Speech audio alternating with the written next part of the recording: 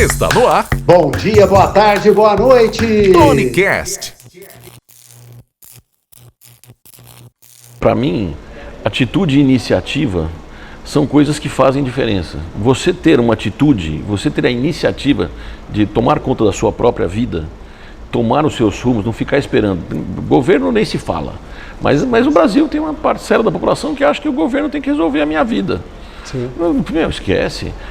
Não é seu pai que vai resolver a sua vida, não é o governo que vai resolver a sua vida, não é seu chefe que vai resolver a sua vida, não é sua empresa que vai resolver a sua vida. Quem vai tocar a sua vida é você.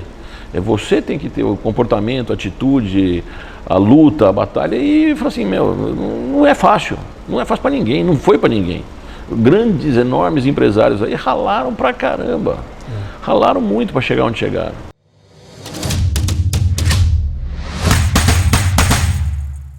Bom dia, boa tarde, boa noite. Prazer imenso estar aqui mais uma vez para mais um episódio do TonyCast. Então, primeiramente, eu gostaria de convidar você a se inscrever no nosso canal, a curtir o nosso vídeo, tá? E até enviar para algum amigo, tá bom?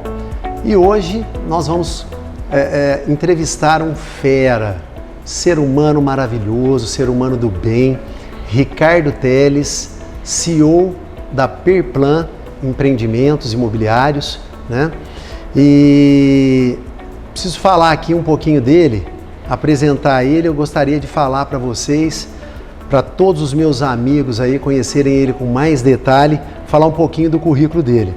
Bom, ele estudou no Colégio Bandeirantes, fez o inglês na União Cultural Brasil-Estados Unidos, se graduou na Faculdade de Engenharia Civil na Escola Politécnica da USP, pós-graduado em Engenharia Civil também, Tecnologia de Materiais na Escola Politécnica da USP, curso de Gestão da Qualidade, realizado no Japão, diretor do Comitê Brasileiro de Túneis, autor e editor do livro Túneis do Brasil, conselheiro da ABMS, que é a Associação Brasileira de Mecânica do Solo, executivo internacional pela FIA, que é a Fundação Instituto de Administração ligada à FEA USP, conselheiro de administração certificado pelo IBGC em governança corporativa.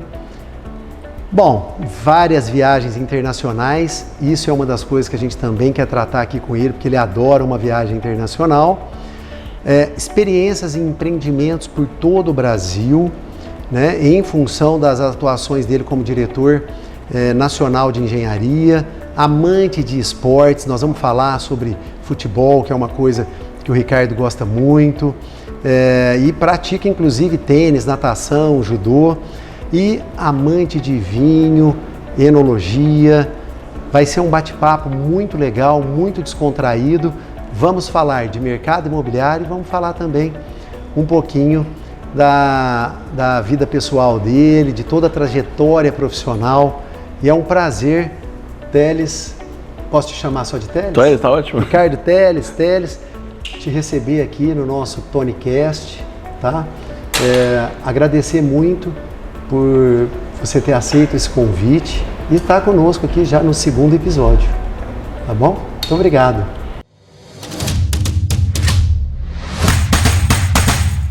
Vamos começar? Gostaria que você me contasse um pouco onde você nasceu, falasse um pouquinho da sua infância, família, né? Vamos começar por aí para o pessoal te conhecer melhor? Legal. Bom, eu sou paulistano, nasci em 1963, mas tanto a família do meu pai quanto a família da minha mãe são oriundas do interior de São Paulo. Os dois são nascidos em Ituverava, lá pertinho de Franca, colado em Franca. Nossa, Ituverava. Aliás, Ituverava originalmente, lá no passado, chamava-se Carmo da Franca. Não sei se vocês sabem, mas Ituverava era parte do município de Franca lá no século XIX, etc. Não sabia. E, enfim, meus pais são de Ituverava, então eu tenho raízes ituveravenses muito fortes, raízes do interior de São Paulo muito fortes, mas nascido em São Paulo. Bom, tendo nascido em São Paulo, uma coisa que é importante na minha formação como um todo, tanto as minhas duas avós, nascidas em 1908 e 1910, já numa época que a mulher, quase que 90% da mulher era analfabeta, as minhas duas avós eram diretoras de escola. Elas tinham um curso superior, eram diretoras de escola.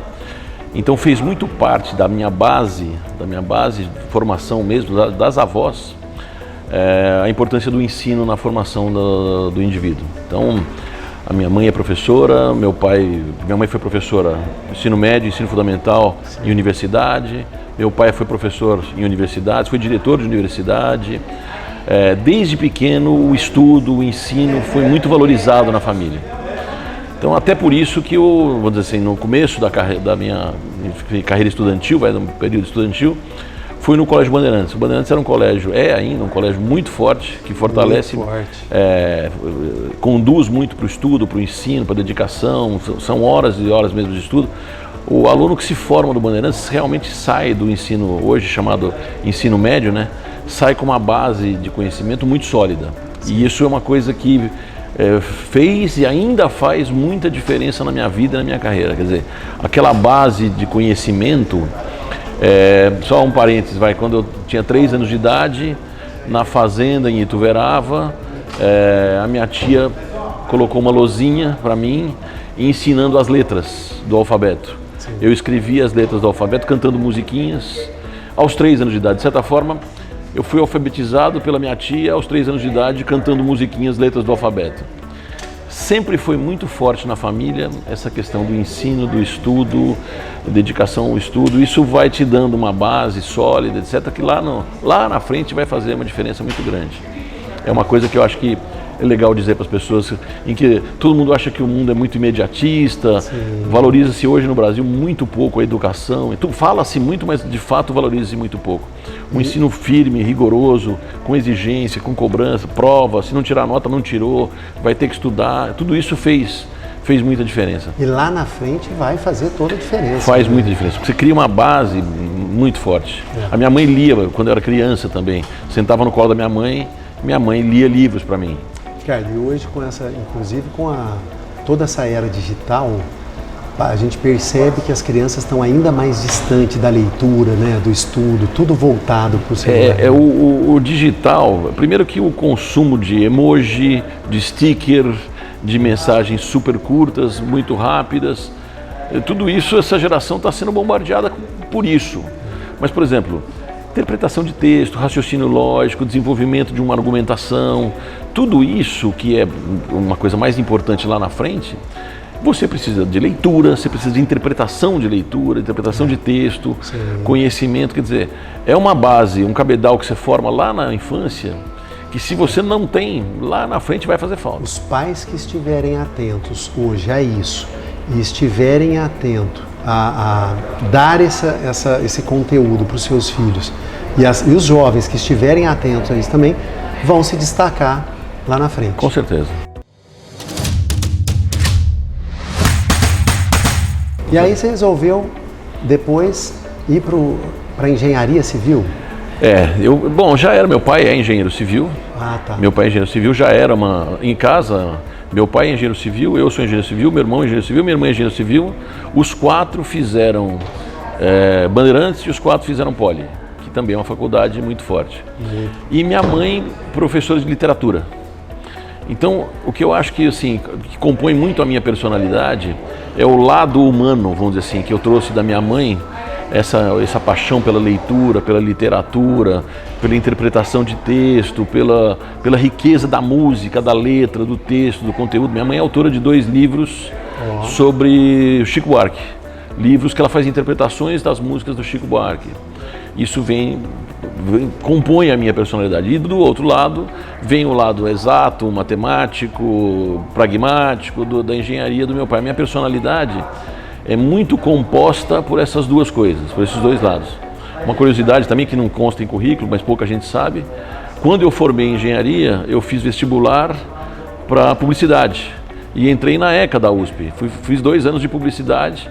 Eu só não concluí publicidade porque eu mudei para Brasília e aí tive que trancar a matrícula, já trabalhava, já era casado, etc. Aí também perdeu um pouco do sentido do... Claro. Mas isso demonstra, de certa forma, esse meu apreço pelo lado de humanas, vamos dizer assim. Humanas, tá. Muito legal. Ô, Ricardo, você vem de uma família de... Vocês são em quantos irmãos? 3 irmãos. 3 irmãos. 2 homens e uma mulher. Legal. E você é casado com a Mônica, né? Conheci a Mônica aos 16 para 17 anos. Eu era bicho ainda, careca. Conhecemos numa colônia de férias. Estamos juntos. Precisa fazer a conta? Estamos juntos, acho que há 42 anos, sendo 9 de namoro e 33 de casados aí. Legal. A Mônica é uma pessoa espetacular. A pessoa... Aí você vê como os componentes vão se unindo. A Mônica fez Belas Artes. É professora de artes. De certa forma, aquela coisa de você se atrai pelo oposto. Sim. Eu, engenheiro civil e tal. Minha namorada, na época, era uma professora de artes. Aliás, eu conheço um pouco de artes. Um pouquinho que eu conheço de artes é visitando museus pela Europa com a Mônica e ela contando história de artistas e, sei lá, correntes de pintura. Tudo que eu aprendi de arte eu aprendi com a Mônica. Isso não foi nem no Bandeirantes nem na Poli, foi realmente com a Mônica. Com ela. E vocês têm 2 filhos? 2 filhos, 2 homens, já estão adultos. O Eric, de 29 hoje, fez GV, fez administração de empresas, já trabalha há alguns anos. E você vê que engraçado, o Eric já foi para a área mais administração de empresas e o Gui faz jornalismo na SPM. O Guilherme está fazendo... Quantos anos? 22. Fazendo jornalismo. Ele começou publicidade, depois migrou para jornalismo. Ele, de certa forma, pega um pouco desse meu lado mais de humanas, assim. De certa forma... Os 2 lados da família, o lado humanas, minha mãe e minha esposa, e o lado exatas, eu e meu pai, acabou, de certa forma, replicando ali nos meninos. Legal. A sua trajetória profissional, queria que você contasse um pouco, quando você se formou, você fez estágio em algum lugar, como é que surgiram as primeiras oportunidades e onde foram essas oportunidades? Que eu vi que você, assim... É um expert em solo, você até escreveu um livro, Túneis do Brasil, então perfurações de grandes obras como o metrô, construções de aeroportos.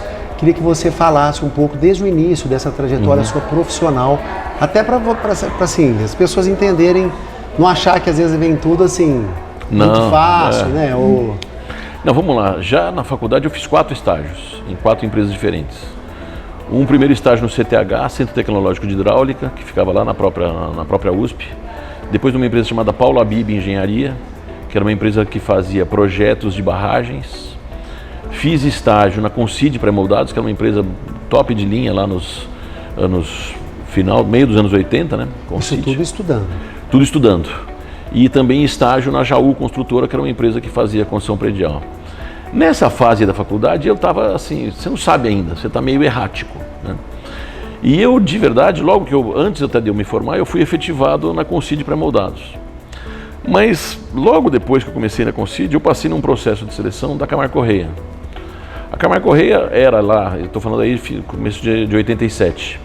A Camargo Corrêa era a maior empresa do Brasil, a empresa que mais prezava pela engenharia, era número 1 do Brasil, um currículo maravilhoso, as melhores obras públicas. Uma empresa espetacular, uma empresa realmente fantástica. Eu tenho um enorme carinho pela minha trajetória na Camargo, pela história. Eu fiquei 18 anos lá. Foi uma escola, hein? Foi uma escola. E tive líderes lá espetaculares, vários. Inclusive, eu encontro com vários deles ainda, troco mensagem. A gente tem um grupo da Camargo que faz uma pizza, a gente encontra. Alguns já mais velhos, enfim, mas adoro eles, adoro. Mas assim, e também tive uma felicidade de cair logo de cara, ainda como engenheiro trainee, na obra do metrô da Avenida Paulista. Essas obras públicas de metrô e de hidrelétricas, elas são muito ricas, porque elas envolvem um cabedal de conhecimento muito grande. Você passa quase que todas as áreas da engenharia. Então você vê solos, você vê fundações, você vê tecnologia de concreto, eletromecânica, gestão de pessoas, equipes. São obras que trabalham 7 dias por semana, 24 horas por dia. Uma obra de metrô, na obra da Paulista, por exemplo, teve um momento que ela tinha 50 engenheiros. Nossa. Então se interage com muita gente, troca de turnos, pessoas que entram na madrugada, coisas que acontecem ao longo do dia. Então, vem uma riqueza de conhecimento para um recém-formado muito grande. Se você e aí talvez uma característica minha é a minha capacidade de perceber oportunidades. Então, quando eu entro, por exemplo, no metrô paulista, eu falei, nossa, isso aqui é bom para mim. Eu falo assim, agora eu vou aproveitar essa oportunidade. Porque aqui, tem um monte de cara bom, todos são 10, 15, 20 anos mais velhos que eu, todo mundo conhece, eu tenho que aprender com essa turma. Então, esponja, tem que absorver. Então, assim, sei lá, meu horário de trabalho era das 7 às 6, eu chegava às 6h30, saía às 9 da noite. Porque eu queria ficar lá. Eu queria ver os engenheiros que chegavam no turno da noite, conversar com os caras, ficar dentro do túnel, entender o que está acontecendo. Porque eu falei, nossa, aqui tem um negócio. Eu praticamente não tirei férias. Comecei a trabalhar em 87. Na verdade, era uma unidade de trabalho que envolvia 2 obras, que é o túnel de baixo do Rio Pinheiros e o metrô da Paulista. Eu fiquei um período no túnel do Rio Pinheiros e um período no metrô da Paulista. Mas eu comecei em 87, eu fui tirar minhas primeiras férias no dia do meu casamento, uma quinta-feira, dia 30 de novembro de 89, que eu trabalhei até a hora do almoço. O casamento era 6 horas. Nossa! Trabalhei até a hora do almoço e fui casar. Caramba! Foi minhas primeiras férias em 3 anos de 87, 88, 89, trabalhando sem parar. Sábado, domingo, ia para a obra domingo sem precisar, porque eu falava, isso aqui é bom para mim. E lógico, os seus líderes também percebem. Bom, o moleque trabalha, o moleque, o que ele está fazendo aqui domingo? Não precisava, mas ele está aqui. Sim. Então você também vai subindo rápido, que as pessoas percebem, bom, ele trabalha, ele produz. O compromisso. Eles vão percebendo que, então, você também tem um crescimento rápido até em função do seu comportamento. Isso é uma outra coisa também, que as gerações atuais costumam olhar as pessoas e falar, o cara chegou lá, eu ia de ônibus, voltava a pé, porque o trânsito de São Paulo é horroroso, eu andava 6 km a pé para não gastar o dinheiro do táxi, do carro, da gasolina, para economizar. Ia de ônibus de manhãzinha, às 6 horas da manhã pegava o ônibus, chegava lá, voltava 6 km a pé, tinha 23 anos, 24, 6 km a pé. Não é nada. Não é nada. Já era a academia do dia. Mas já era. Então, assim, são coisas que as pessoas percebem. As pessoas vão percebendo o comportamento. Fala, bom, esse cara produz, ele quer produzir. Ele está começando a carreira, mas ele quer crescer. Eu costumo falar que nós somos avaliados o tempo inteiro, né? Não importa onde você está. Você pode estar no supermercado, ou você pode estar no seu local de trabalho, você pode estar no momento de um evento de negócios, mas as pessoas estão nos avaliando o tempo inteiro. E aí vem de encontro com o que você está falando. Você tem uma atitude dessa, de buscar informação, de estar ali num tempo maior, para absorver, para mostrar conhecimento. Cara, com certeza isso fez toda a diferença. Tony, você falou a palavra assim, atitude, você entendeu? Para mim, atitude e iniciativa são coisas que fazem diferença. Você ter uma atitude, você ter a iniciativa de tomar conta da sua própria vida, tomar os seus rumos, não ficar esperando.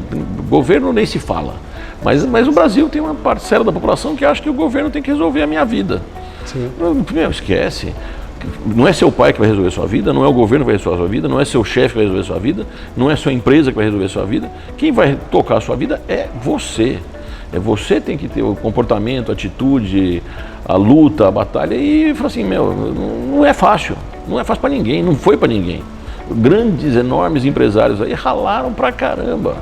Ralaram muito para chegar onde chegaram. Não, a gente vê, executivos, profissionais. Sim, enfim, né? Os grandes nomes aí de empresários e de executivos, todos a gente vê que tem essa trajetória.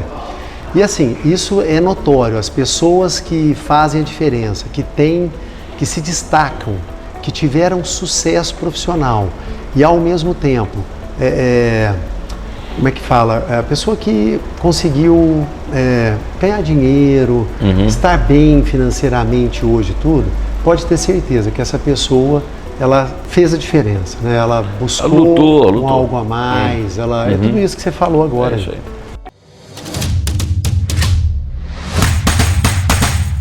Na Camargo foram 18 anos, foram muitas obras muito boas. Então, 2 metrôs em São Paulo, 1 metrô em Recife, 1 metrô em Brasília, 1 metrô em Porto Alegre. Porto Alegre foi menos, foi um período mais curto, mais período de concorrência, estudos técnicos, etc. Não cheguei a trabalhar na obra do metrô, mas Brasília, Recife, São Paulo, de 88 a 90 e depois de 2002 a 2005 foram os períodos mais para metrôs. Entre os metrôs teve os aeroportos, a obra do aeroporto de São Paulo, que também foi outra muito bacana.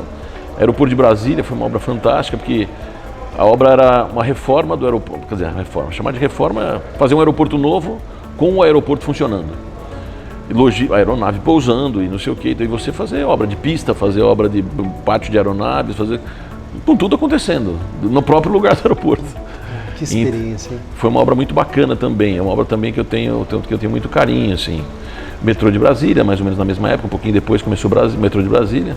Enfim, esse período de Camargo Corrêa, ele, vamos dizer assim, a primeira parte da minha carreira que me dá primeiro esse grupo de líderes que me ensinou muito.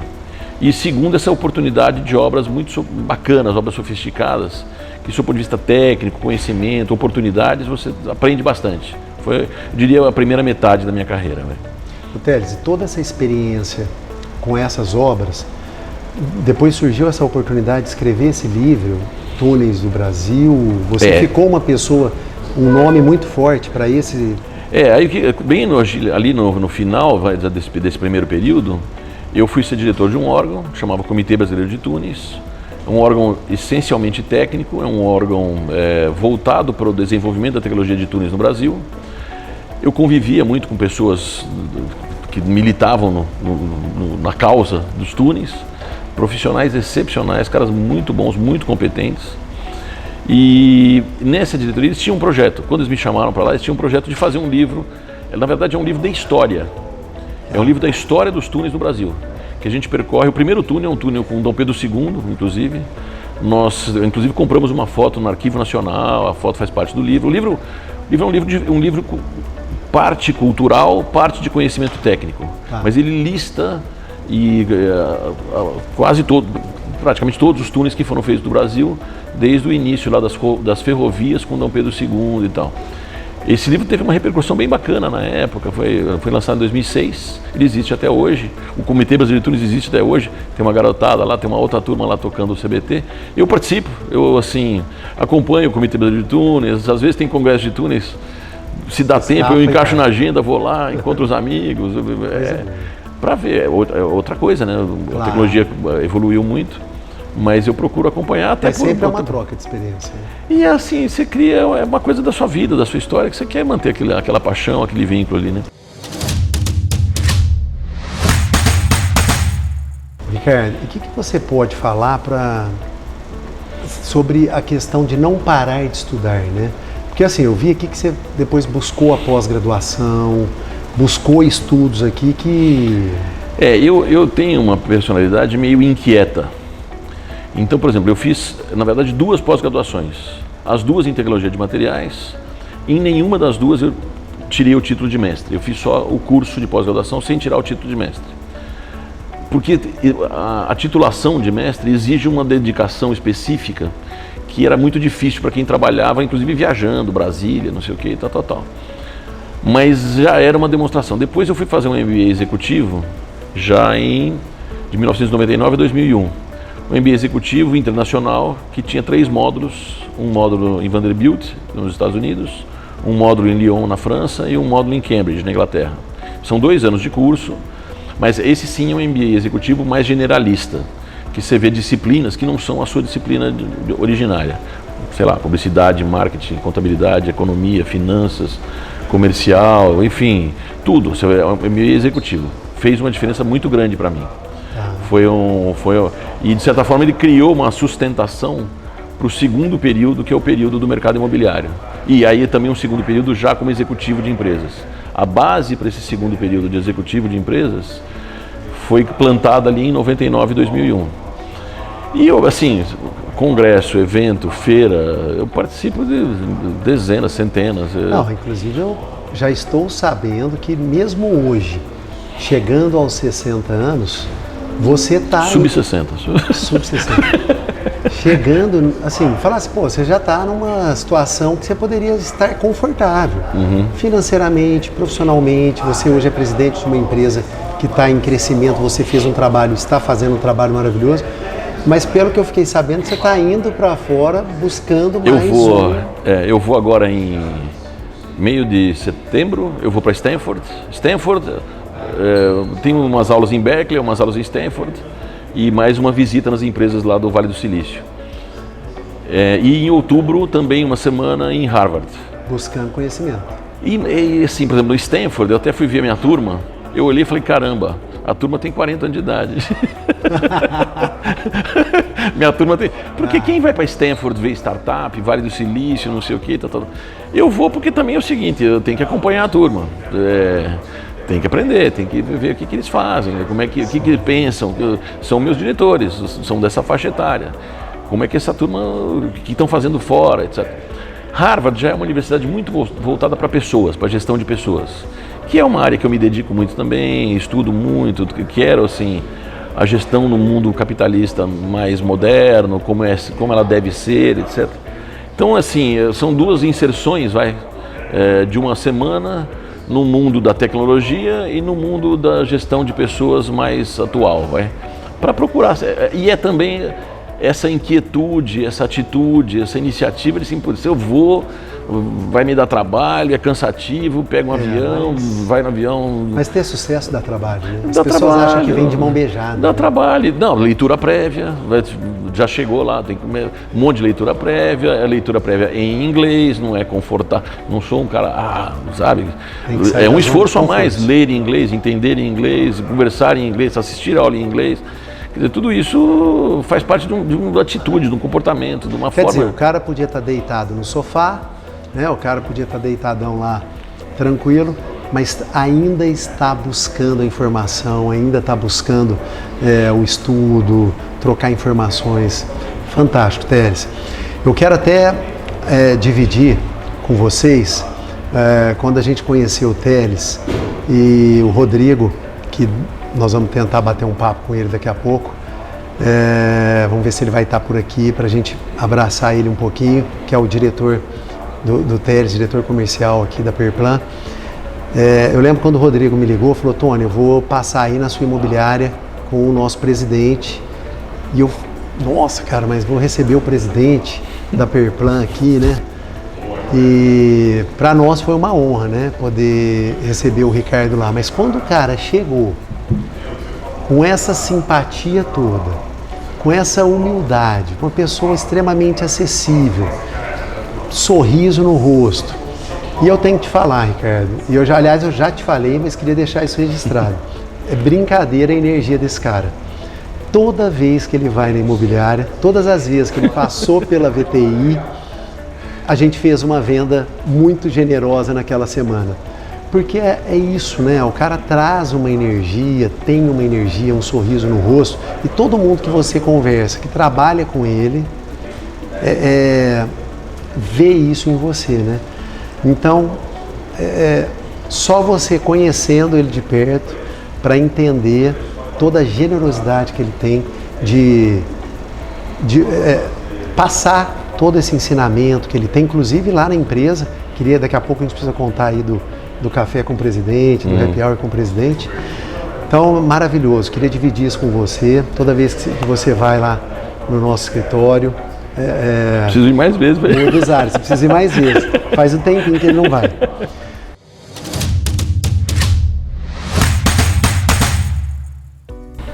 Ricardo, precisamos falar aqui que eu tô sabendo que você é um São Paulino, né? Você e toda a família adoram futebol, mas você jogou, acho que parece que jogou futebol por muito tempo, tem grupos aí de amigos que jogam. Queria que você contasse um pouquinho, não só do esporte futebol, mas parece que judô.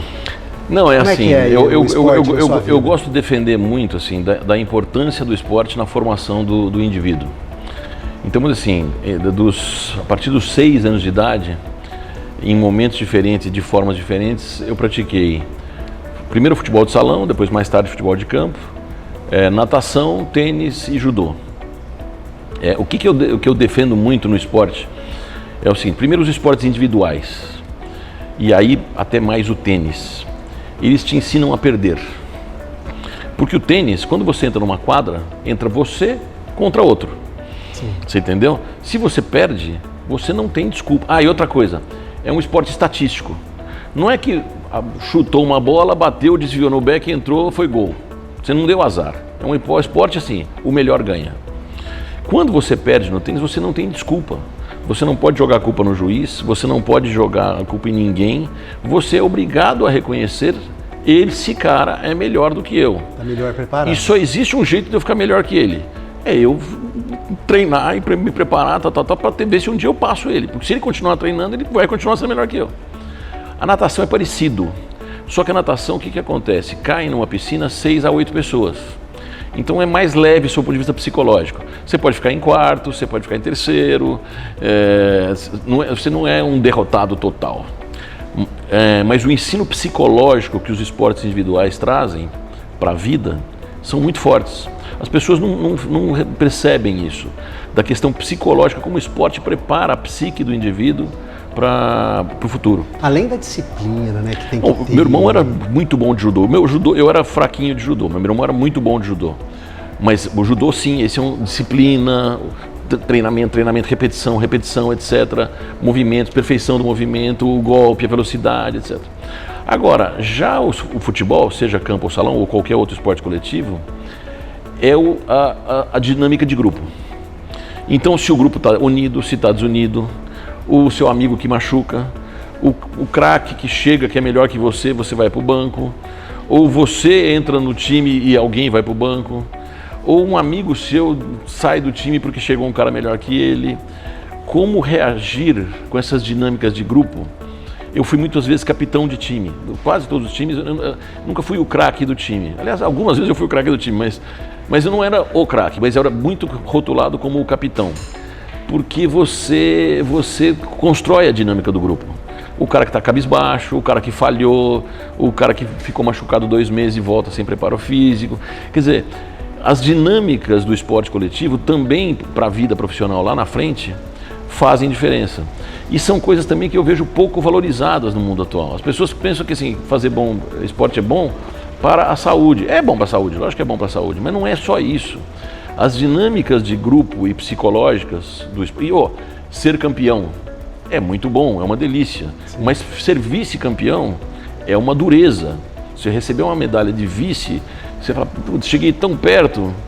E ser desclassificado, ser eliminado, perder para um tenista, perder 2, 3 partidas seguidas para o mesmo cara. Você fala, porra. Então, isso desenvolve muito a sua capacidade de perder, ganhar, entender as vitórias. A vida é feita de altos e baixos, vitórias e derrotas. Quem vê a gente falando aqui pensa que a minha carreira, não, sobe, desce, melhora, piora, o ambiente numa obra melhora, piora, troca de obra, você vai começar tudo de novo, troca de empresa, chega numa empresa nova, o ambiente é outro. Tudo isso, o esporte, ele traz um cabedal psicológico que prepara muito o ser humano. Por isso que eu gosto muito das famílias que valorizam o esporte ali, principalmente na infância e adolescência. Que quando você chega ali mais pra frente... E hoje você ainda se envolve em algum esporte? Não, assim, rotineiramente, eu nado, no meu prédio lá tem uma piscina, hoje eu nado porque eu nado por saúde. Tá. Eu faço academia, mas nenhum deles eu faço, porque como eu fiz todos eles de forma competitiva. Mas o futebol teve algo aí que foi mais presente. Não, o futebol, assim, primeiro assim, meu pai jogava muito bem futebol. Eu joguei muito futebol. Seu pai quase foi profissional? Chegou perto ali, nos 16, 17 anos, mas a relação com o futebol, por exemplo, antes disso, aos 14, eu e meu irmão, mais 2 amigos, nós fomos fundadores de uma torcida, que chamava Jovens do Tricolor. Uma torcida no Morumbi, com faixa, camiseta, não sei o quê, tal. Quer dizer, que também é bacana, você aos 14 anos de idade ter uma torcida, que você é o chefe de torcida, você se sente um cara bacana, a torcida, no ano 77. Vocês se envolviam 100% com isso. E hoje meus filhos gostam de futebol, assistem, jogam, os 2 jogam bem, não tão bem quanto o pai, e não tão bem quanto o avô, que jogava melhor ainda. Mas você chegou a jogar ao ponto de pensar em ir para um time? Teve um momento assim, que era uma opção de vida, ou você caminhava para uma vida profissional, mas a vida profissional no esporte, por exemplo, era assim, sai do colégio, vai fazer colégio à noite, treinar 2 períodos, sai do Bandeirantes, que era o melhor colégio de São Paulo, para ir fazer um colégio fraco à noite e treinar 2 períodos. E aí chega uma hora que ou você vai ser engenheiro ou vai ser jogador de futebol. Quer dizer, nem estava na faculdade ainda, era antes da faculdade já.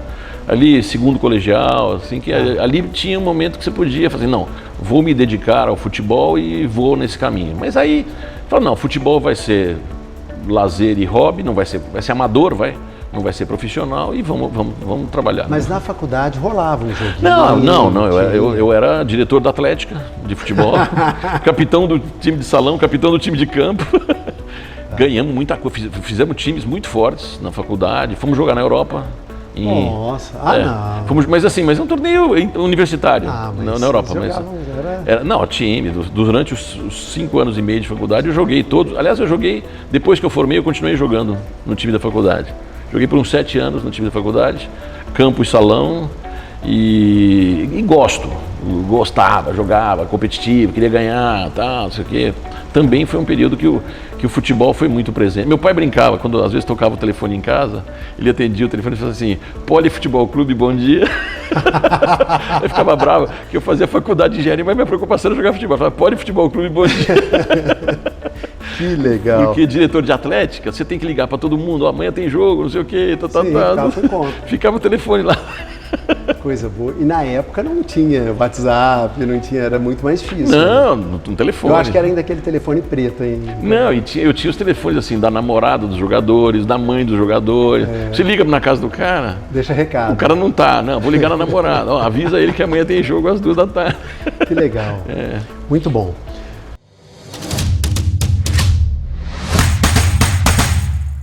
Bom, Ricardo, nós não poderíamos deixar aqui de falar um pouco mais da Mônica, que é a sua parceiraça, né, sua esposa. Vocês estão juntos há tanto tempo. E eu acho que uma das coisas que eu percebo acompanhando vocês são as viagens maravilhosas, né, que vocês fazem. Eu e a Flávia adoramos viajar. E às vezes até algumas vezes já te liguei, eu já te mandei mensagem pedindo alguma sugestão de hotel. E eu vejo que vocês ficam em lugares muito bonitos, né? Tem viagens maravilhosas. Queria que você falasse um pouquinho disso, como é que é com a Mônica, essa parceria, como é que é essa questão das viagens? A Mônica, vamos lá, a Mônica, estamos juntos há 42 anos. O que eu acho muito legal na minha relação com a Mônica é que a gente passou quase que todas as etapas da vida juntos. Então nós nos conhecemos ali, garotão, 16 anos, moreno, cabeludo, não sei o quê, tal. E você passa pela paixão, pelo amor é quase que eterno, as diversas modalidades de amor, os filhos, as coisas do casamento, mudamos de cidade, troquei de empresa várias vezes. Quer dizer, a gente viveu todas as experiências 100% juntos. E a Mônica, até por ter uma personalidade diferente da minha, ela faz muito contraponto, que ela é dura. Imagina, freio de mão puxado. Mas então assim, porque se deixar também eu saio doidão por aí, então ela dá uma segurada e tal. E segura um pouco, então acordando de madrugada para passar e-mail, calma, descansa um pouco, hoje é domingo, não sei o que. Tá. Tira o pé, né? Tira o pé. Então ela tem um papel, assim, precisaria um Tonicast inteiro só para falar da Mônica. Mas agora, mais recentemente, de uns 20 anos para cá, a gente sempre gostou de viajar, mas você começa a ter condições de fazer viagens mais legais, você começa a guardar dinheiro, já pagou o apartamento, já quitou as dívidas e tal. Quais são as viagens mais, assim, que marcaram? O Tony, tem algumas, assim, que eu acho que são muito legais. Uma que eu adorei, já faz alguns anos, nós fizemos com os meninos, nós fizemos Índia, Dubai e Marrocos. E a ideia era até mostrar para os meninos, e para a gente vivenciar também, as diferenças entre o mundo extremamente rico e o mundo extremamente pobre. Você acaba pegando o islamismo, o hinduísmo e o mundo árabe, o mundo árabe de Dubai, que é outra coisa. Então, assim, ela é uma viagem muito rica, porque você começa a ver experiências do mundo que são muito diferentes. São muito diferentes. É uma viagem que eu gostei demais. Eu vi alguma coisa assim com a Flávia quando nós fizemos Turquia e Dubai. Foi para nós uma das viagens assim que marcou muito, eu indico para todo mundo. Muito pra gente, e aí também é uma coisa do meu pai e da minha mãe. Meu pai e minha mãe também viajaram muito, também adoravam viajar. E eu fui pegando a família toda, o nosso grupo de família chama Viagens. Porque a gente fica trocando, você vai para onde, você vai para onde, você vai para onde, você tá. A gente gosta assim da preparação da viagem. O que você vai encontrar lá, como é que é o povo, qual que é a história, quantos anos tem, quantos séculos tem, por que chegaram até aqui, por que são pobres, por que são ricos, qual a religião, como é que essa religião impactou na formação desse povo. Minha mãe, antes de viajar, lia livros, escrevia, estudava. A minha mãe estudava uma viagem.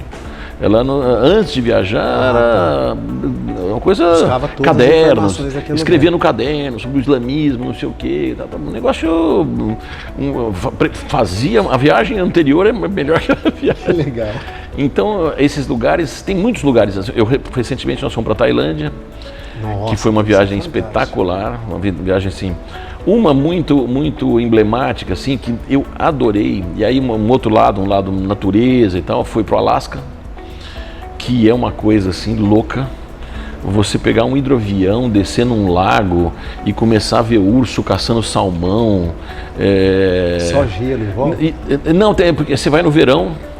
Você vai no verão, tem uma parte do Alasca que tem gelo, tem geleiras, etc. Mas tem vários lugares que é frio, mas é um frio tolerável. Então, assim, esses lagos, os lagos estão descongelados. Coisa linda. Chega a imigração do salmão, a subida do salmão pelos rios. O urso sabe. O urso que saiu da hibernação desce para o lago e vai caçar salmão.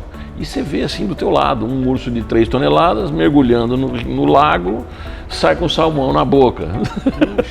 É muito legal. Essa viagem da Alasca foi meio espetacular, assim. Teve muita coisa muito legal. Eu imagino que você tem viagens de vinhos, né? Mendonça, que não sei, estou falando, mas Chile, não sei. Não, porque vinho é uma coisa que faz parte hoje da sua vida. Vinho é uma coisa mais recente. Eu fiz o primeiro curso de vinhos em 2001. Eu fui para a ABS, Associação Brasileira de Sommelier, e fiz um curso básico lá de sommelier. Mas é um curso básico que é quase que um despertar. Depois desse momento ali, eu comecei a fazer algumas viagens para várias vinícolas pelo mundo. Não é que você faz viagens para vinícolas. Você vai para a Europa, você inclui algumas visitas de vinícolas. Vai para a Austrália, vai para uma vinícola. Vai para a Califórnia, vai para uma vinícola. Sempre você acaba incluindo umas visitas em vinícolas. Tá? Mais recentemente, eu estou me certificando. Tem uma entidade mundial que chama WineSet, Wine Spirit Education Trust. Você tem 4 níveis de certificação. Eu me certifiquei recentemente nível 2, que é um amador bonzinho, vai. Já é um conhecedor. Não é assim, na minha turma mesmo eu já olho e falo, opa, tem uma turma aqui que já é bem melhor que eu. Os níveis 3, você fica embevecido de conversar com os caras, embevecido, literalmente. Que aí sim, já são caras... Mas o curso nível 3 já é um curso de longo prazo, de preparação, para pessoas que trabalham no mundo do vinho. Eu até penso em fazer, mas é daquelas coisas que você fala, vai me tomar muito tempo, dedicação, custa caro, não é barato. Esse curso é feito? Esse curso é o seguinte, o curso originalmente é em Londres, eles certificam empresas pelo mundo que dão o curso, a prova é feita no Brasil, mas ela é feita no Brasil, lacrada, e manda para a Inglaterra, e a certificação é feita lá. Então é bem sério, assim. Por que é sério? Porque as empresas que trabalham no mundo do vinho, quando querem contratar profissionais, você tem certificado WineSet? Qual é o seu nível WineSet? Ele tem credibilidade perante o mundo do vinho. Então, se você quer ser enólogo de uma vinícola na França, você vai ter que ser o W74. No W72 não passa na porta. Mas assim, não, você vai trabalhar numa vinícola em Mendonça, aqui no Brasil. Pô, tinha na minha turma, mesmo aqui. Na minha turma lá no W72, tinha um pessoal das vinícolas aqui do Brasil, que estão se certificando, estão crescendo na carreira. E ele é muito legal porque ele tem uma abordagem muito a partir das uvas e não a partir dos países. É diferente. Normalmente quando você vê esses cursos de vinho, eles vêm vinhos de Bordeaux, vinhos da Borgonha, vinhos da Califórnia. Não, o WineSet, você primeiro aprende uvas, processos químicos, desde a fotossíntese até a química da fermentação da uva e tal. Você vai aprendendo a raciocinar no mundo do vinho. Não é que você decora, Bordeaux tem uva tá. Você aprende a pensar. Tá. Você tem uma queridinha, uma uva sua que as uvas que te agradam mais ou não? Não tem, eu gosto de experimentar. Tá. Eu gosto, e assim, mais recentemente você começa até a harmonização, você começa, então, sei lá, você não vai tomar uma Pinot Noir com um churrasco argentino, você entendeu? Então você começa a ter noção da própria paleta das uvas, você vem sei lá, pelo menos as 30 principais, você sabe mais ou menos quais são as mais frutadas, as mais que geram mais corpo. Depois que você entende as uvas, você começa a entender a uva na região. Então, sei lá, Cabernet Sauvignon, o que acontece em Bordeaux, o que acontece no Chile, o que acontece na Argentina, o que acontece na Califórnia, não sei o que. Você fala, mas a mesma uva, mas pegou um microclima diferente. Aí você, então, te ensina a pensar, não que você... É um hobby, assim, mas também demonstra um pouco. A Mônica fez o Wine 71 comigo. Então, eu ia até te perguntar, ela é parceira no vinho? Ela fez o Wine 71. O 2, ela falou assim, pô, Ricardo, já tem que estudar, pô, tem que estudar muito. Menos. Faz só você o 2. Aí eu falei para ela assim, vou fazer o 3. Falei, não, 3, mas pelo amor de Deus. Então... Antes do 3, eu acho que eu vou fazer um outro que chama FWS, que é French Wine Scholar, que você faz só França. Porque a França, de fato, as uvas francesas, elas foram difundidas pelo mundo inteiro. A exceção de Itália e Portugal, que as uvas são uvas originárias, as uvas francesas para o mundo, para o terceiro mundo, para o mundo moderno do vinho, Califórnia, Chile, Argentina, África do Sul, e em geral são uvas francesas que foram exportadas. Então você tendo uma noção de França e das uvas francesas, partir para os outros países fica mais fácil.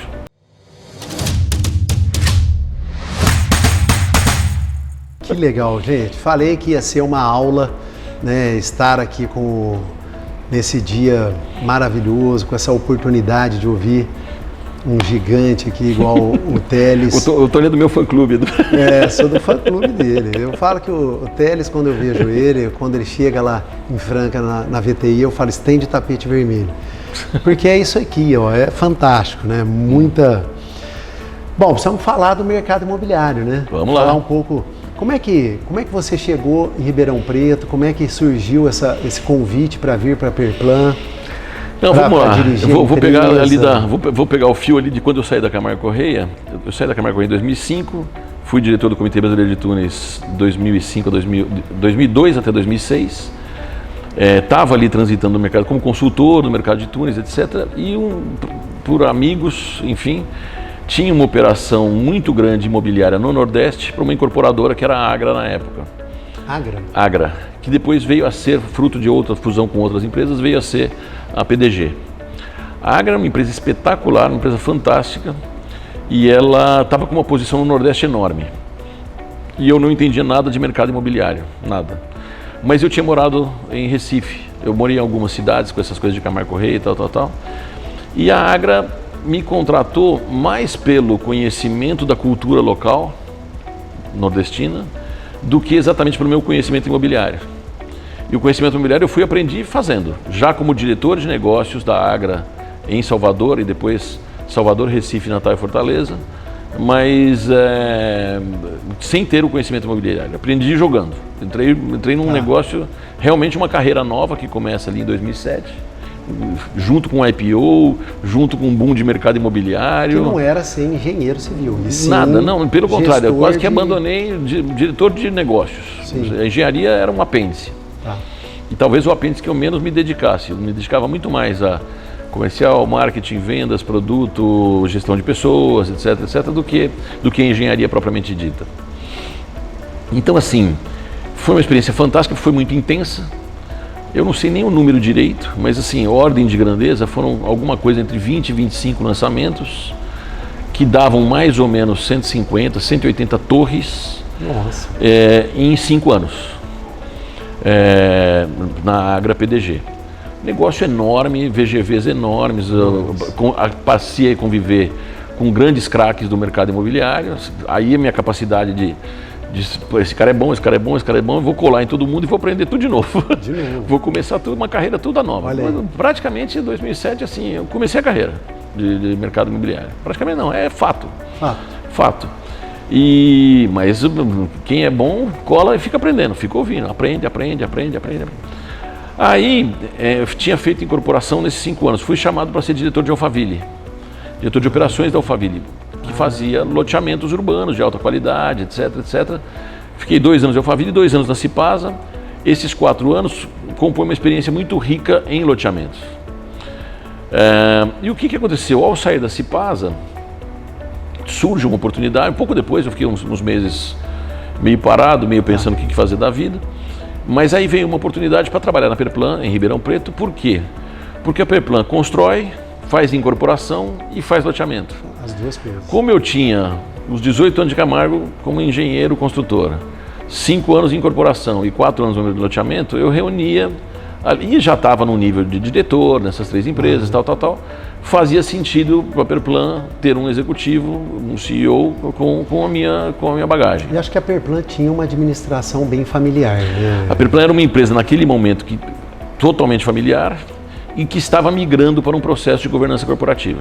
Sim. Os 5 acionistas que eram diretores da empresa estavam indo todos para conselho e a decisão de governança corporativa foi contratar não só um executivo profissional, mas também profissionais de mercado. Os filhos desses acionistas que trabalhavam na empresa saíram todos muito bem preparados, muito bem formados, etc.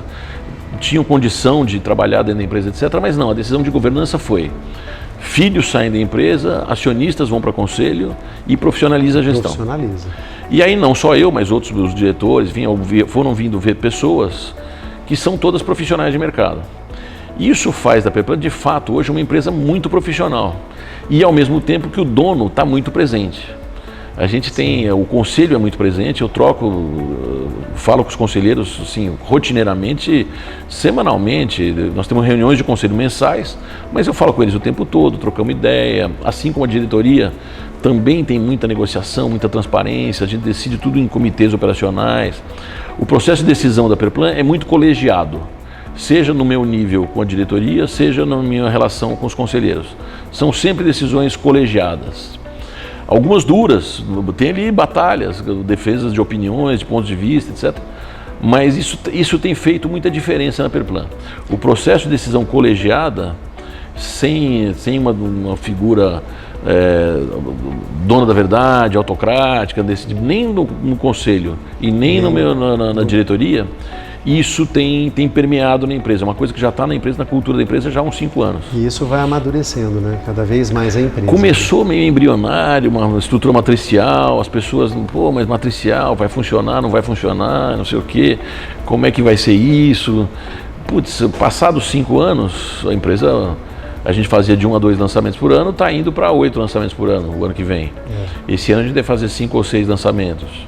E isso para nós que somos uma parceira da Perplan, a VTI é uma parceira forte da Perplan nos lançamentos, principalmente de Franca, e nos traz uma segurança muito maior em vender o empreendimento de vocês por saber dessa capacidade profissional que está por trás, né? Que não é uma empresa só familiar que amanhã se der um pau ou se o filho recebe, sei lá, traz uma segurança muito grande para nós, né? E até para quem está comprando. E tem uma coisa de comportamento, por exemplo, uma área específica, engenharia. É uma área que eu poderia ser muito intrusivo, vamos dizer assim, até pela minha formação original. Claro, pelo seu conhecimento. Eu podia me intrometer bastante e falar, mas eu fico olhando e falo assim, putz, eu sou pior que o meu diretor de engenharia. Eu sou pior que o meu diretor comercial, eu sou pior que o meu diretor de incorporação, eu sou pior que o meu diretor de urbanismo, eu sou pior que o meu diretor administrativo e financeiro. Eles são melhores que eu em tudo. Bom, você se preocupa em ter pessoas até melhores. Mas colocar eles para conversar, para discutir as coisas, ser uma espécie de intermediador, ponderar as coisas também, porque também tem modismos, essas coisas, um pouco de cabelo branco. Equilibrar, né? Equilibrar as coisas, provocar esse grupo para debater as ideias, etc.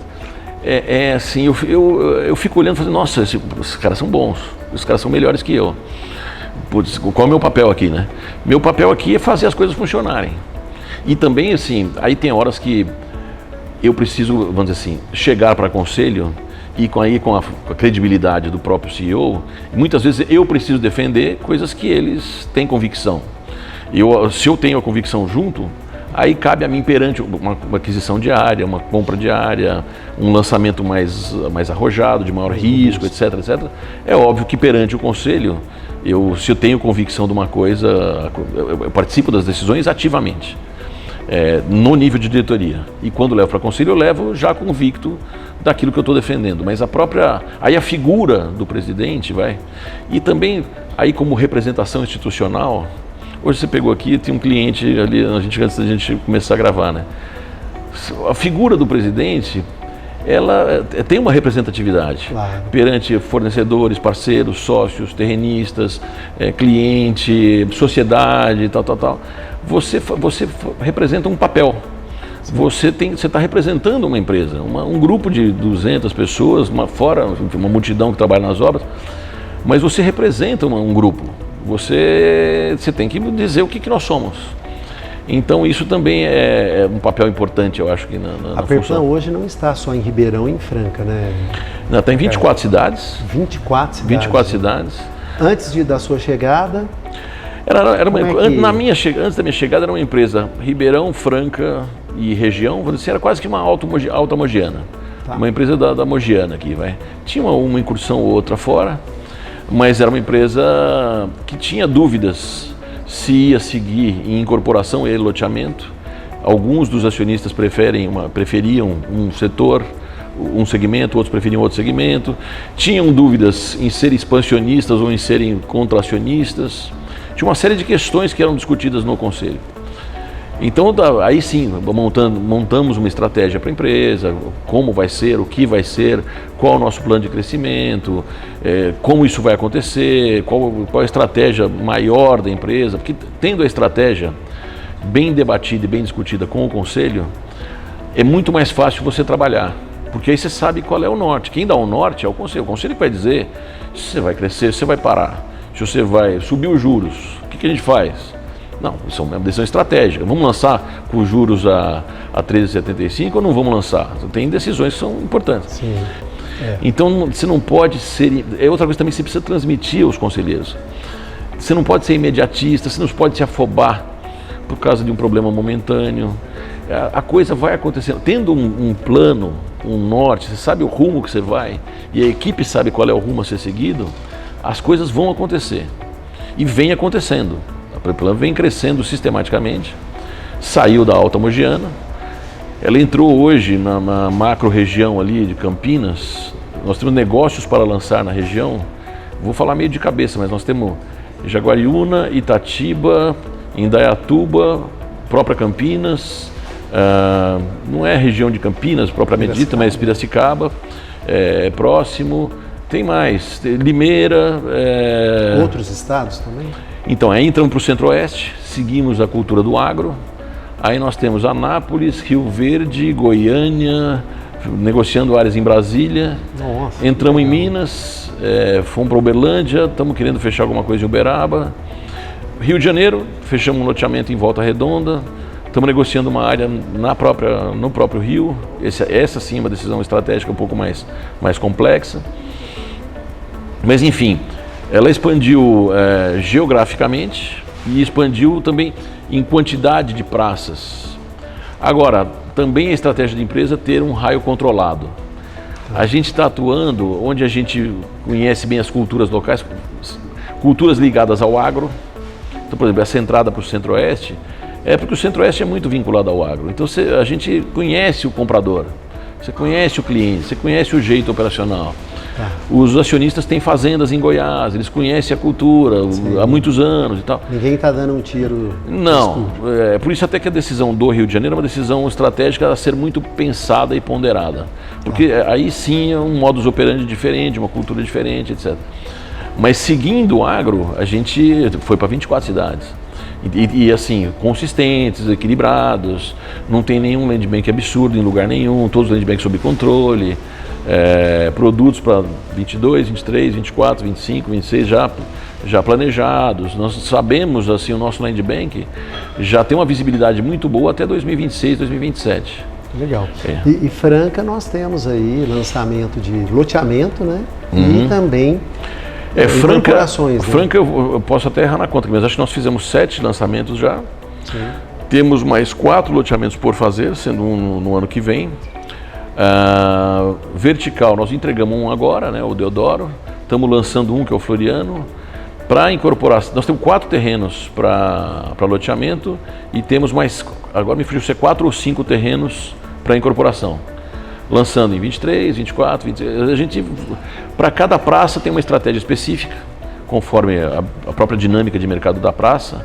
Além da estratégia da empresa, para cada praça você tem, não vou fazer 10 prédios em Franca. Claro. Eu vou fazer vejo o desempenho, vejo o resultado, mas o segundo está engatilhado ali. Já está engatilhado. Lança um loteamento, foi bem? Foi, eu tenho outro engatilhado. Cada praça tem a sua estratégia também, que aí até os diretores de incorporação e loteamento são mais precisos. Tá. Junto com a diretoria comercial também, isso é bastante debatido, para qual é a estratégia de cada praça. Esse produto é nesse ano, esse aqui, não vai dar para fazer no mesmo ano, vamos para o ano seguinte ou para o outro ano. Então, legal. É isso aí, Franca vai crescendo, vai se desenvolvendo. Esse é um assunto que eu quero até comentar aqui com o Teles. De repente, se o Rodrigo estiver por aqui, nós vamos até chamar ele para esse assunto, porque muita gente me fala assim, Tony, mas onde é que vai colocar tanto prédio em Franca? Onde é que vai colocar, as pessoas vão comprar, cadê o pessoal que vai comprar esse tanto de lotes em condomínios e apartamentos, né? E a Perplan, com investimento, com uma visão para Franca, muito legal. É uma empresa muito séria que tem feito toda a diferença aí na nossa cidade, né? E em toda a região também. Eu nasci em São Paulo, numa rua chamada, eu nasci há 60 anos atrás, 59, numa rua chamada Rua 23 de Maio, que anos depois passou a ser Avenida 23 de Maio. Poucos anos depois passou a ser Avenida 23 de Maio. Depois, São Paulo tinha 1 milhão de habitantes, hoje a grande São Paulo... você aprendia na escola assim, tinha São Paulo e tinha o ABC, que era Santo André, São Bernardo e São Caetano, que eram as cidades vizinhas. Se tiver São Paulo hoje, sei lá, 30 cidades na macro-região, já está entrando lá em... Nós temos um lançamento em Vargem Grande Paulista, no ano que vem, enfim, a cidade está tomando conta de tudo. As cidades, as pessoas costumam olhar muito, o Beto, o presidente da Agra, falava muito, as pessoas costumam muito olhar a foto do presente e não o filme do futuro. E essa frase também, muitos outros falam também, assim, as cidades elas crescem, as pessoas crescem, as pessoas têm filhos, os filhos querem morar. Pessoas nascem, pessoas morrem. Muda de padrão, o que era o centro, desloca de região, vai para uma outra região. Interpretar a dinâmica de uma cidade também faz parte do nosso negócio. Quando eu imagino, eu conheço Franca muito bem, enfim, meus avós são de lá, de Ituverava e tal, eu sou da região e tal. As pessoas costumam olhar assim, Franca, gente, não, Franca é um polo regional, é o sul de Minas, que está vindo inteirinho para Franca, serviço, região ali, serviço, universidade. Franca, há muito tempo, cidade do calçado, terra do calçado, isso é coisa do passado. Sim. Então tem uma dinâmica, a dinâmica universitária, a dinâmica de serviços da região. Então vai acontecer, é lógico, cada cidade tem seu tamanho, cada cidade tem seu porte. Mas sabendo interpretar bem a dinâmica de crescimento da cidade, vai acontecer muita coisa ainda, tem muita coisa por vir. Show.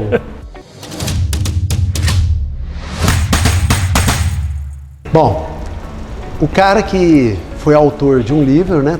O livro Túneis do Brasil, também agora recentemente acabou de participar como coautor, seria? Eles chamam de coautor, mas é uma gentileza da parte deles. Do Histórias de Sucesso, volume 7. Volume 7. Volume 7, queria que você contasse um pouquinho pra gente desse livro. Não, é bem legal, é uma editora que tem um projeto, por isso que esse é o volume 7. A ideia do livro é assim, reunir pessoas do mundo corporativo, que contem histórias do mundo corporativo e para servir de inspiração para os mais jovens, etc. Porque essa juventude tem essa ansiedade do sucesso rápido, etc, etc. Essa empresa, enfim, sei lá como me achou aí, me convidou. Eles chamam de coautor, mas assim, você tem um capítulo de 8 páginas que você mais ou menos conta a sua trajetória não tem tanto um viés profissional, pessoal, é mais um viés propriamente do mundo profissional, do mundo corporativo, embora tenha alguns insights ali e tal, mais pessoais, vamos dizer assim. Mas o projeto é muito bacana, então foi lançado agora no comecinho do mês, ele foi lançado o volume 7 e o volume 8. Aliás, no volume 8, eu não sabia, mas estava lá a Luísa Trajano. Ah, Luísa, tá. Estava lá no volume, eu não via lá no evento, como tinham, vamos dizer, 29 coautores do volume 7 e mais 30 coautores do volume 8, tinham lá 60 pessoas, mais a editora, mais não sei o que, e os convidados de todo mundo, tinha 2.000 pessoas na Livraria Cultura lá em São Paulo. Legal. E foi muito legal, porque o livro você consegue, assim, para mim é muito assim, o pessoal que trabalha comigo, molecados, mais jovens, assim, você tentar mostrar para eles, assim, olha, eu comecei a trabalhar, eu tinha 23 anos, estou com 59. O que aconteceu no meio do caminho? Como é que foi? O que eu fiz, o que eu não fiz, o que deu certo, o que deu errado, como é que as coisas acontecem, os insucessos, os fracassos, etc. Então é muito isso, é muito de você falar assim, olha, não é fácil. Eles chegam lá com 24 anos de idade e querem ser coordenador, gerente e diretor. Eu falei, escuta, calma. Eu fui ser diretor, eu tinha 40. Exato. Então, assim, não é assim, né? Eu acho que ter a oportunidade de pegar livros com essa pegada, para conhecer a história, um pouquinho da história de cada pessoa, com certeza vai te trazer algum ensinamento. Então, histórias de sucesso, volume 7, o Teles está lá. Mas pegando até o gancho para isso aqui que nós tivemos a ideia de construir, que é o TonyCast, eu acho que não tem dúvidas que cada história que a gente vem, que nós vamos trazer, que a gente vem trazendo, com certeza, quem te ouvir aqui hoje vai entender um monte de coisa, a chavinha vai virar, né? Para entender que o sucesso não é simplesmente... Eu falei bastante até, primeiro é o seguinte, eu acho que talvez o ponto principal é, o Ricardo, a história de sucesso, é super, daqui a 2 meses eu posso estar num insucesso total. É só assim, acontecer alguma coisa mais, sei lá, séria na família, alguma coisa pessoal, que tudo que você fez de bom pode virar um fracasso completo na semana que vem.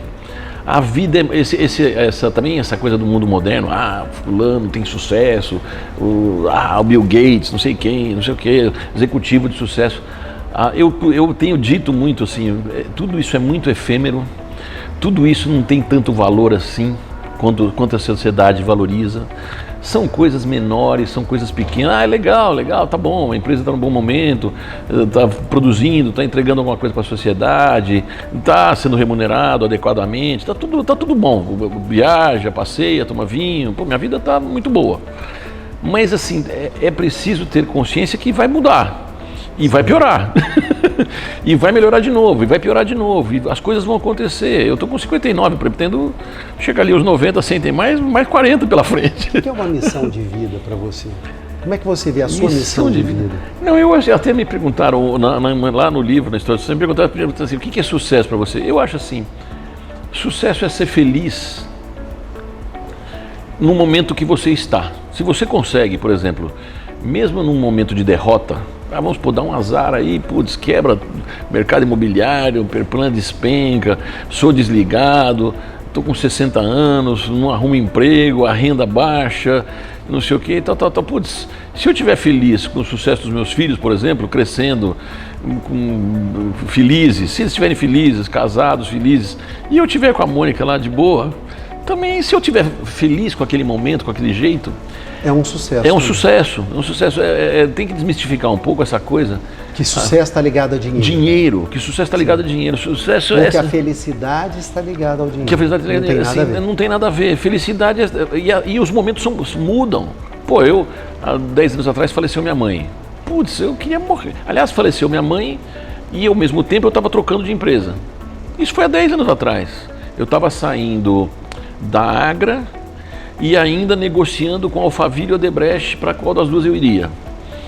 E minha mãe falece surpreendentemente, uma pessoa com saúde morre. E você trocando de emprego, isso faz 10 anos.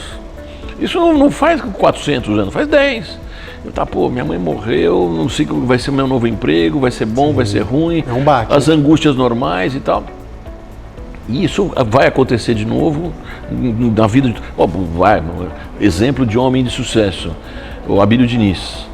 Que é tragédia maior que assistir agora. Um filho. Quer dizer, de repente o cara, se ele conseguir superar uma perda dessa, um cara que é o cara, tal. Muito mais sucesso, muito mais não sei o quê, mas conseguir superar isso, aí sim, eu vou dizer, pois aí ele conseguiu ser feliz mesmo em condições muito adversas, vai. Ô Teles, como é que é Deus presente na sua vida? Tony, é diferente. eu costumo dizer Ou a assim, religião, não sei, o que você... eu faço uma coisa que eu te digo o seguinte, eu sei que você é religioso, eu não sou religioso. Tá. Mas eu te diria o seguinte, por exemplo, você é ateu em relação ao hinduísmo, em relação ao islamismo, em relação ao budismo, em relação ao ser católico apostólico, evangélico, enfim, não sei, não importa. Tá. Você é ateu em relação a pelo menos 10 religiões. Sim. Eu sou ateu em relação a 11 religiões, as 10 que você é e mais a sua. Tá. O que me incomoda na figura de Deus é as pessoas jogarem a responsabilidade das suas vidas para Deus. Tá. É falar assim, olha, tem duas frases que me incomodam. É assim, graças a Deus e se Deus quiser. Porque, tipo assim, esgotaram-se as suas possibilidades na Terra. Se é graças a Deus e se Deus quiser, então cruza os braços e fica parado. Tá. Eu respeito, estudo e adoro religiões. Eu gosto de ler sobre religiões, as diferenças entre elas, por que povos protestantes desenvolveram mais que os católicos, por que o islamismo causa nos povos islâmicos, quais as consequências do hinduísmo na Índia. Eu leio, estudo, li livros sobre religiões. Tem um livro que chama A Viagem de Theo, que é um livro que um personagem percorre os países do mundo estudando as diversas religiões, inclusive o candomblé. Ele até tem uma passagem na Bahia estudando o candomblé, que não é tido aí teoricamente como religião, mas inclusive por essas, vamos dizer assim, espiritismo, né? Ligado ao espiritismo e tal. Um braço, né? Então assim, eu leio sobre todas, admiro uma série de coisas em todas. Mas você se apega em alguma coisa? A um ser supremo, alguma coisa? Realmente não. A uma energia? Não, nada. Eu sou, assim, classicamente um ateu. Um ateu. Um cara que, assim, eu acredito, meu Deus sou eu mesmo. Vai. Tá. Assim, a figura do ser supremo realmente me incomoda. Assim, não é uma coisa que me seja clara, assim, você entendeu? Mas enfim, agora, a Mônica é religiosa, minha mãe era religiosa, minha avó era mais religiosa ainda, meu pai é espírita, meu pai não é um espírita clássico, mas é um pouco espírita, mas enfim. Eu sou um estudante de espiritismo. Meu pai é um pouco, minha avó, mãe do meu pai, era mais espírita. Eu adorava conversar com minha avó, adorava conversar com minha outra avó, inclusive sobre religião, bastante, tal. Seu pai está com que idade? 85. Tá firmão. Adora uma viagem? Não, viaja, toma vinho, toma cerveja, faz esporte, personal trainer. Que coisa maravilhosa. E umas viagens assim, vai estar indo para a Grécia, acho que agora, aqui uma semana ou duas. É um monstro, uma fera. Ricardo, só te agradecer por esse papo maravilhoso aí, que abrilhantou e vai abrilhantar a vida de muita gente, meus amigos que vão ter oportunidade de conhecer. E eu queria te deixar à vontade. Você quer deixar uma mensagem? O que você gostaria de falar até para os jovens, ou até, sei lá. Primeiro assim, agradecer enormemente. Eu acho um pouco engraçado, para ser franco, eu acho um pouco engraçado assim, esse momento. Primeiro que o livro História de Sucesso foi lançado agora, e eu aqui contando minha história, tal, minha vida, tal. Eu falei assim, putz, que engraçado. Nunca imaginei que isso algum dia fosse ter valor para alguém. De repente eu comecei a perceber que assim, puxa, é legal, né? Também você contar como é que foi a sua vida. Eu faço isso na empresa, tenho um café com o presidente. É mesmo, nós íamos falar disso. Mas enfim. Happy hour com o presidente. Happy hour com o presidente. Que eu falo assim, perguntem o que vocês quiserem. Perguntam de política, de filosofia, de religião, de futebol, da empresa, do mercado, e eu falo. É uma reunião com o quê? Com 10 funcionários, 15 funcionários? São grupos de 8 a 10. Todos os funcionários da empresa são convidados. Então tem mais ou menos uns 15 a 20 cafés, porque tem alguns que são nas obras e tal. Ah, tá. É oportunidade para todos estar mais perto de você. Para mim, não, mas é engraçado, todo mundo fala assim, é oportunidade para eles estarem mais perto de mim. Acho que é, mas para mim mais ainda. Porque eu vou na obra e falo, putz, olha esse cara, aí você descobre coisas dos seus funcionários. Então, nossa, contratamos uma pessoa que está fazendo pós-graduação em alienação fiduciária. Putz, eu pensei que essa menina fosse... não sabia quem era essa menina. Porque chegou agora, acabou de entrar na empresa, não sei o que, está fazendo pós-graduação em alienação fiduciária. Deve saber mais de alienação fiduciária do que eu. Então, assim, eu me aproximo, procuro me aproximar de verdade para entender o jovem, para entender as angústias, as ansiedades e tal. Agora, é evidente que para eles, encontrar uma pessoa que tem quase 40 anos de experiência e falar assim, putz, conta aí, né? Nesse mesmo tom, conta suas experiências, e vira história de futebol, vira história de adolescência, é uma bagunça, os cafés são mas eu adoro, eu gosto muito dos cafés. Então não, só para concluir a mensagem final, assim, que eu realmente não imaginava que um dia essas coisas pudessem vir a ajudar alguém ter interesse em assistir. Mas se a gente pode transmitir para os mais jovens, principalmente para os mais jovens, o caminho, assim, primeiro que não tem um caminho certo, tem gente que consegue coisas muito maiores e muito mais rapidamente. Segundo que acho que qualquer que seja o caminho vai ter que se esforçar, vai ter que trabalhar, vai ter que lutar, vai ter que tomar conta da sua própria vida, não pode esperar ninguém tomar conta da sua própria vida. Isso talvez envolve religião, envolve empresa, envolve governo, envolve tudo. Eu acho que, a mensagem assim, tome conta da sua vida, porque a sua vida é responsabilidade sua. Não é, assuma o controle Assuma o controle da sua vida. Se eu uma mensagem final para esse TonyCast e tal, gostosíssimo, é isso. Não espere ninguém vai tomar conta da sua vida. A sua vida é sua. Vai em frente. Agora, e vai ter altos e baixos, vai ter problemas, vai ter hora que você vai falar assim, putz, ferrou, deu errado. Como diz, as pedras vão aparecer no caminho. E tem umas que vão parecer intransponíveis, depois você dá a volta, surge outra, uma coisa que parece um problemão, 10 anos depois você vai dar risada. O negócio é não desistir. Né? Não, faz parte da vida. Isso aí. Bom, eu precisava contar para vocês, aliás, nós vamos jogar algumas imagens aí, porque a VTI é muito parceira da Perplan. E a Perplan, desde que o Ricardo chegou, ele entendeu o tanto que é forte, né, Ricardo? A forma como vocês estão presentes com a área comercial nas premiações. Então, a VTI, nós tivemos a oportunidade de ganhar diversos prêmios com a Perplan, prêmios em dinheiro, prêmios em produtos, viagens, os nossos corretores, né? E então, assim, vários troféus. Então, assim, a gente fica muito feliz em ser parceiro da Perplan, em ver que você, que é um gestor cabeça da empresa, juntamente com a sua diretoria comercial, RH também, marketing, investe tanto e acredita, entende que quem vai sair para vender os produtos de vocês são os corretores de imóveis, são os parceiros que estão aí nas imobiliárias. Então, obrigado por essa parceria, né, por tudo isso que vocês constroem conosco, é maravilhoso. Parabéns, Ricardo, pela sua trajetória aí de vida, né? Todo esse legado que você está deixando aí para os seus filhos e para todo mundo, né? Isso que você fez aqui é mostrar um legado. Cara, fantástico, eu tinha certeza que ia ser maravilhoso, viu? Legal. Gratidão, preciso encerrar te dando aquele abraço. Bom dia, boa tarde, boa noite. Bom dia, boa tarde, boa noite, que já é...